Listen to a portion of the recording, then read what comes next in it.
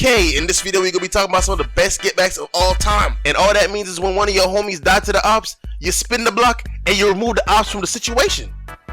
Cause when they catch us slacking, we have to get that get back. Well, unless you're a certain guy with a straw hat. I'm not naming any names though. Now if y'all rock with anime and cartoon content, y'all could just leave a like. And while you down there, you might as well subscribe. And in the comments below, just tell me, what's your favorite get back? Now without further ado, Lego. So the scene kicks off with Eren talking to Reiner. He's letting him know that he's getting his get back for what happened in Walmaria, and it's gonna be 10 times worse because he's not playing around. So he proceeds to turn into a Titan, destroying everything around him. And while he's in the middle of crashing out, the Warhammer Titan transforms. But this is not a Dragon Ball episode, so he clocks it right in the face while it's transforming. And just like Oda, he starts punching it in the face repeatedly, not giving it any space at all. That is until the Warhammer starts pulling up the spikes straight out of his ass. Because really, what does Warhammer have to do with spikes? It really don't make sense. So the Warhammer spawns this giant ass hammer looking like she's ready to go fight Thor. So Eren breaks out of the spikes because he knew that one hit from that hammer, he'd have been sent right to where his dad went. So Mr. Backless himself does the smartest thing he can think of when he sees a giant ass hammer. He puts his hands up. But what is your hands finna do to that big ass hammer? So obviously the Warhammer slaps off Eren's hands as easy as putting a knife through butter. And then she proceeds to tell Eren to say his final words because she's about to send him straight underground. But who will tell her? Well, I guess she's about to find out. So Mikasa pulls up, throwing about like 10 thunder spears right into her neck, leaving her face first into the ground. And while Mikasa is fighting the Warhammer Titan, Eren finds his body right on the ground as he pulls it out and pulls the cord, making her fall flat on her face, looking like her battery just died. So then Eren decides, you know what, it's time to take a quick snack break during the war. But right before he takes a bite, the Jaw Titan attacks him, and then lets Eren know that he's finna send him right underground, just like his dad. But who gon' tell him? So the goat pulls up, slicing that man's jaw, so he can't even bite Eren no more. And really, only the goat Levi could pull up to a Titan and hit something so precise and so perfect. Oh my god, bro, is dick riding all you do? No, I'm like saying you literally got that nigga dick in your mouth right now. I see it. So Eren decides to pick up his brand new can opener and enjoy a snack. And right after he finished eating, this man Reiner pulled up, ready to start boxing.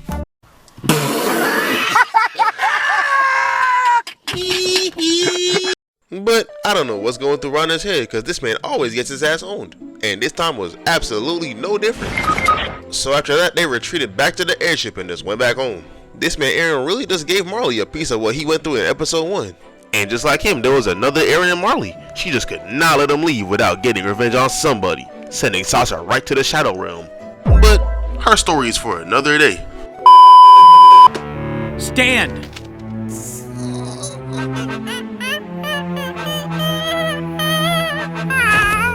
Wake it up with thunder! Say, hold up, wait a minute, something ain't right. Wake it up with thunder! Wake it up with thunder! Man, what kind of slavery is that? So Ash proceeds to take that Chimchar to a Pokemon Center as they started healing him. But I guess the Pokemon Center in the show does not work the same in the game because he'd have been brought to full health immediately. But now in the show, he gotta get a lot of rest. So Brock proceeds to ask Paul why is he pushing Chimchar so hard. Then we get that magical flashback of Chimchar getting jumped and chased by a bunch of Zangoose. And this was not a princess story because there was no Prince Charming, so Chimchar had to save himself as he proceeded to wipe the floor with all of them. So Paul explains this is the reason why he pushes Chimchar so hard, because he has a lot of untapped potential and he's just trying his best to push it out. But Nurse Joy does not give a fuck, so she insists that Chimchar get some rest. But she must not know who Paul is, he does not care. So the very next day is a tag team tournament, and surprise surprise, Chimchar is on the field. So Paul and Ash are on teams, surprisingly.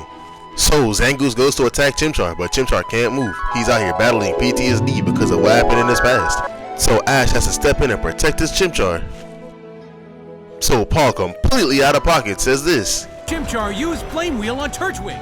Man, even Chimchar himself didn't want to go through with that bunch of nonsense, but he has to do it. He's the Pokemon, he's the trainer.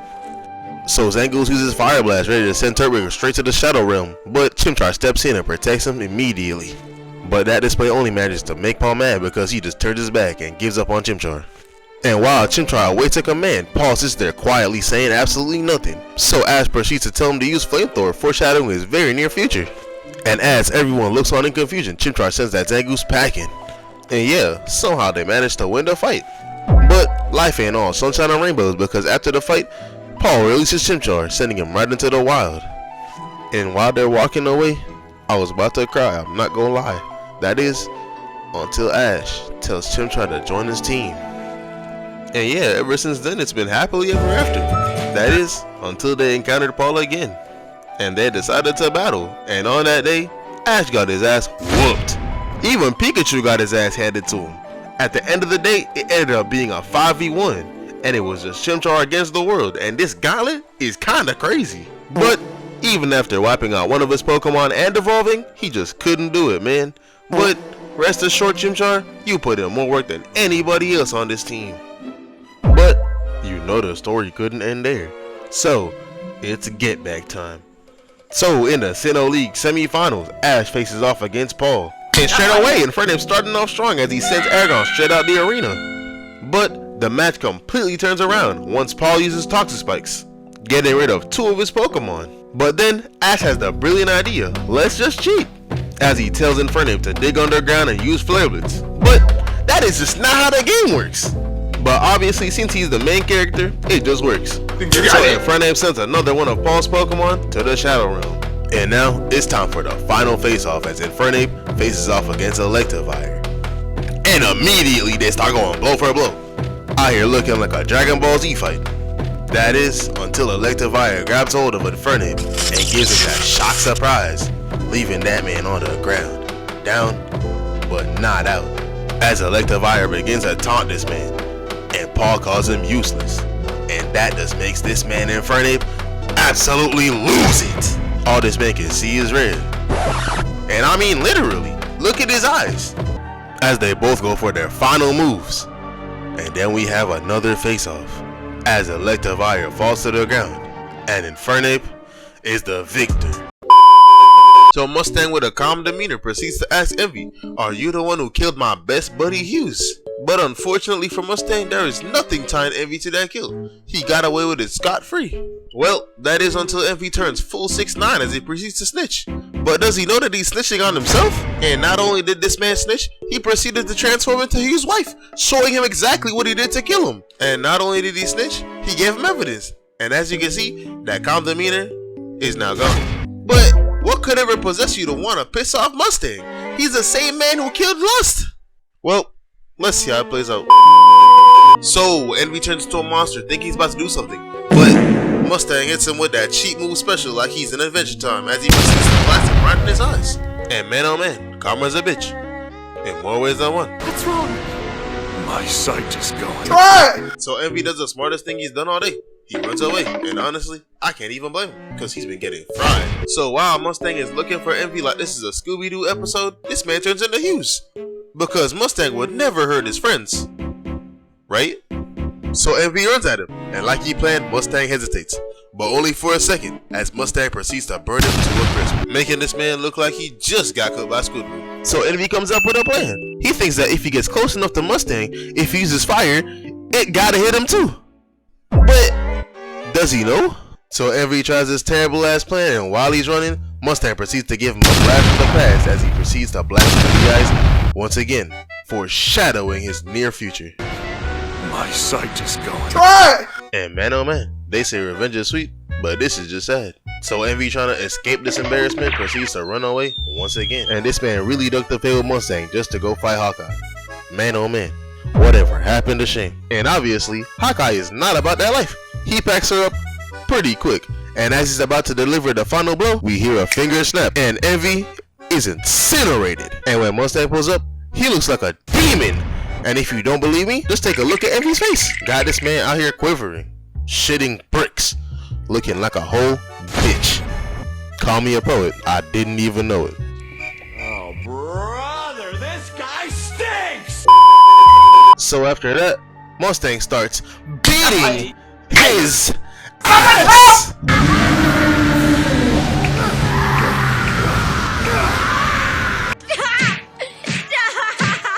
He's already dead. And when the smoke clears, we see Envy's body turn to ash as a small green creature drops out of it. And this is the real Envy. Try! And for somebody who looks this ugly, you'd have never thought he'd have trash talk so much. I could really step on your ass and kill you right now. And so said, so done. Mustang proceeds to step on his ass, ready to murder him. And right as he's about to finish the job, Ed gets in his way, proceeding to stop the ultimate get back. And man, I'm as pissed as Mustang because I really wanted to see him get this get back. So Ed uses the power of Talk No Jutsu as he proceeds to tell Envy, your life is nothing. You serve zero purpose. You should kill yourself now. And so said, so done. Envy proceeds to take his life, thanks to the power of Talk No Jutsu. No Nagato.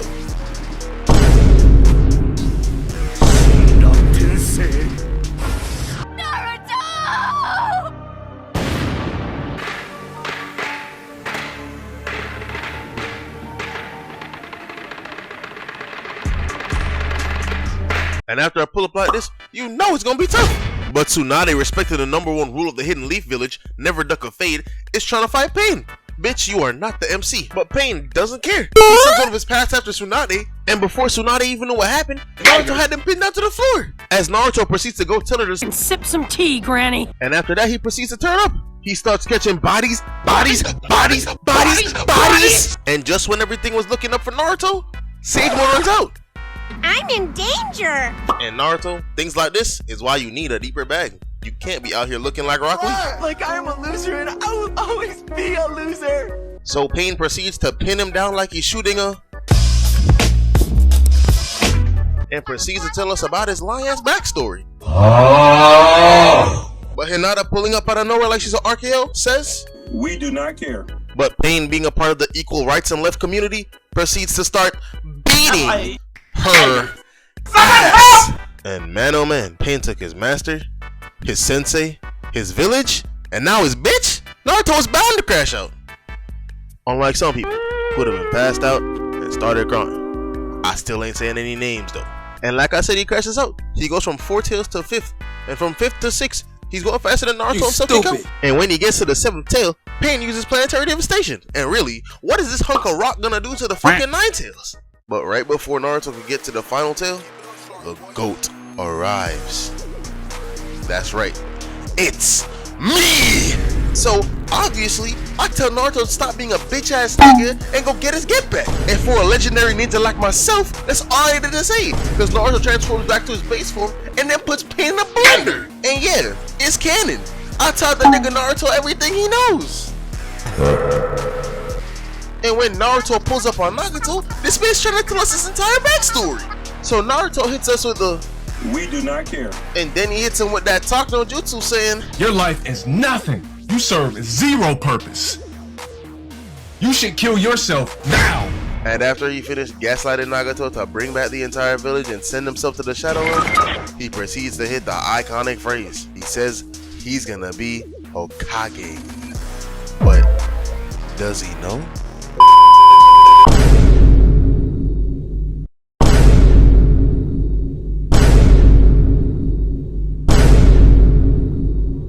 Get back, nigga! Get back! So the turtles pull up to Super Shredder, and it's time for the face-off. And the turtles waste no time as they proceed to jump the shit out this man. They jumping so hard that you would think this was JJK. They starting to foreshadow my next segment. And fast forward a few thousand claps, and no, I'm not kidding. This man damn near spammed that move the whole fight. Honestly, if Bagless was a person, nah, it'd still be Rock Lee, but he's a close second. Like I'm a loser and I will always be a loser.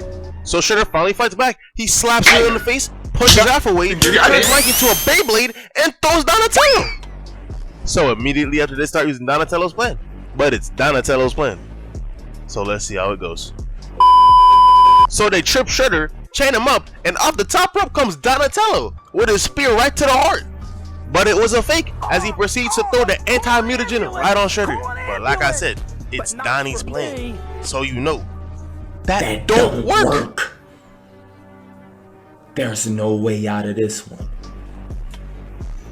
You're done. And then Shredder proceeds to slap Donnie off the building, sending him to his death. And honestly, he deserves it, because he was trash. But instead of Nani getting what he deserves, April ends up saving his ass, unfortunately leaving him alive.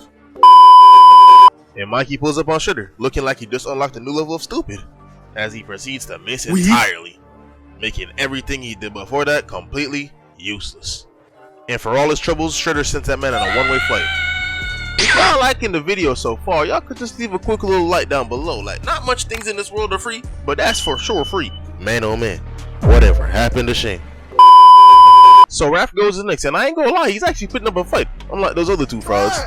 He slams Shredder headfirst to a brick wall, and then he slams him into an iron tube repeatedly, giving this man generational CTE. And honestly, CTE might just be contagious, because this man Raph started moving like he was stupid. Bro looked away from Shredder and thought he was dead, and this man Leonardo had to come in and save his ass. All that just for his ass to get sent to Donatello and Mikey anyway. And since it's just a 1v1, Leonardo does what every MC does in a sticky situation. He resorts to talk no jutsu. Now. And I ain't gonna lie, it had Shredder thinking for a second, but Leonardo tries to attack him off of it, and he changes his mind. So Shredder starts beating his ass! And I'm not gonna lie, I really thought he was cooked. That is, until the GOAT pulls up. And yeah, it's me again, as I proceed to tell Leo to get his bitch ass up and start throwing hands. So Leo immediately locks in, as he starts beating his ass. And really, that just proves that I'm the GOAT. I'm out here carrying these MCs in my back. And after that, Leo walks out of the flames, or farming like I taught him, as he proceeds to hold up Shredder's head, as they have finally achieved victory. But not without its losses. But hey, at least it's not as bad as Naruto. Pain took his master, his sensei, his village, and now his bitch? His bitch? His bitch? His bitch? Mahito took his friend, his sensei, his bitch, and worst of all, he tried to give him a kiss. They are really giving this man the Naruto treatment, in more ways than one. But unlike Naruto, he did not crash out, as he proceeds to start crying. Had this man looking like a certain MC that should not be named. So Mahito, not giving a single fuck, starts beating his ass. And I'm not gonna lie, it was starting to look bleak. That is, until the GOAT pulls up. And no, it is not me this time. But Mahito does not give a fuck, as he proceeds to charge up a Black Flash, and then we hear Todo clap as Itadori appears, and we see him do his own Black Flash, putting Mahito in a pack. At least that's what we thought, until Mahito does a barrel roll like he's Sonic and stand back up like that didn't do nothing. And I'm just saying, if that were me, he'd have been dead. But hey, that's why I'm the GOAT. And fast forward a few thousand claps, and no, I'm not kidding, this man damn near spammed that move the whole fight. Honestly, if Bagless was a person, nah, it'd still be Rock Lee, but he's a close second. Like I am a loser and I will always be a loser. And fast forward, like I said, this man Mahito's not using his domain expansion.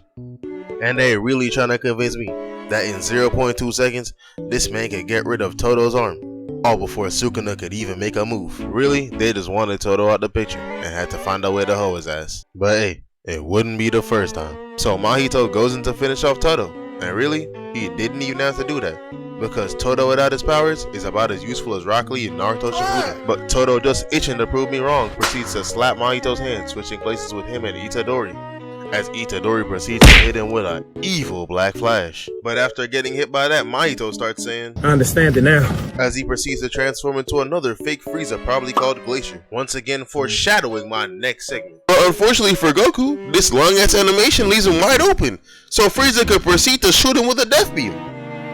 Right?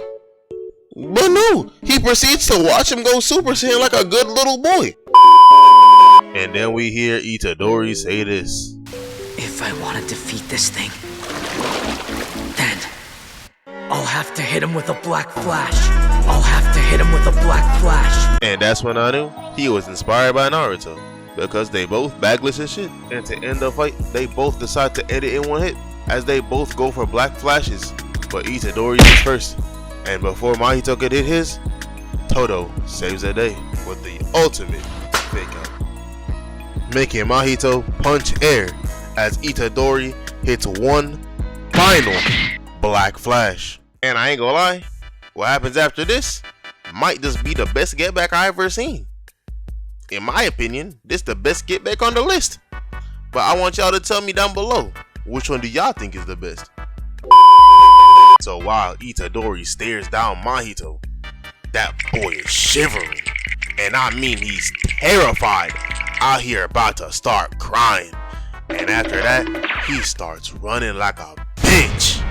And I ain't gonna lie, there is no better feeling than your ops scared of you, crying cause of you, and running from you. Honestly, this man Itadori must be fucking feeling amazing. This man really got Mahito visualizing himself as the prey, and Itadori as the predator. And for everything you've done, you deserve to go out like a bitch. Luckily for you, Geto ended up saving you from your embarrassment, cause this would have gotten hella disrespectful. And finally, we got the last and most iconic get back. When Goku spun back for, wait, Vegeta? Is this right? Well, whatever. So after Frieza finished humiliating the fuck out of Vegeta, foreshadowing his fate for the rest of the series, Goku drops a One Piece soloing Spirit Bomb, and this is the second arc of the show. And I ain't gonna lie, bro, y'all don't know how good it feels to successfully rage bait all the One Piece fans throughout the entire video. But if y'all successfully got rage baited, come on now, y'all gotta respect the game and leave a like. But yeah, remember that Spirit Bomb that was supposed to kill Frieza? Yeah, it did not work. So Frieza proceeds to aim a shot at Goku, trying to end the series early. But luckily for him, Piccolo's a W wingman as he proceeds to go in the way and take the shot for him. But really, I don't know why he did that, because the only reason they brought his ass back was so they could get the Dragon Balls again. Man, he's lucky that he didn't die, cause they'd have been on his ass. But anyway, Frieza proceeds to aim another shot, and surely he aims at the strongest man here, Goku, right? Nah, this man aims directly at Krillin. Like, bro, he was not an issue for you. What are we doing? Man, losing that tail must have got this man seeing red, cause ain't no way that was the right play. And losing his best friend got Goku going crazy, as he proceeds to transform into a Super Saiyan. But unfortunately for Goku, this long ass animation leaves him wide open, so Frieza could proceed to shoot him with a death beam. Right? But no, he proceeds to watch him go Super Saiyan like a good little boy. Man, Eren would never. And I ain't gonna lie, after this transformation, it just got disrespectful from here. Honestly, it got so bad that Frieza had to try to destroy the planet. But he couldn't even do that. This nigga's sorry as hell. And hold that, you Dragon Ball Z power scalers. This man's not even planetary.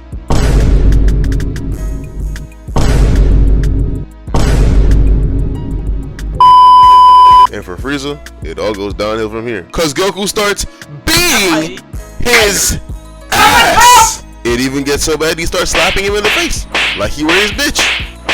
Oh wait, he is. And even after all this, Frieza finds another way to go even low as he proceeds to use the Destructo Disc on Goku. And really, that's when we should have known the fight was over. But somehow he found a way to be worse than Krillin. Cause I know Krillin wouldn't go out to his own move. And honestly, man, he might have went out worse than Mahito. Cause this man starts begging in the middle of the fight. And it's not even just to spare his life. It's begging him for power. Oh my god, bro. Whatever happened to Shame? And even after Goku gives him the power, Frieza still doesn't want to give up. He proceeds to try to attack Goku, but Goku just ends his life. Man oh man. And that was the end of the legendary Frieza. But does he know?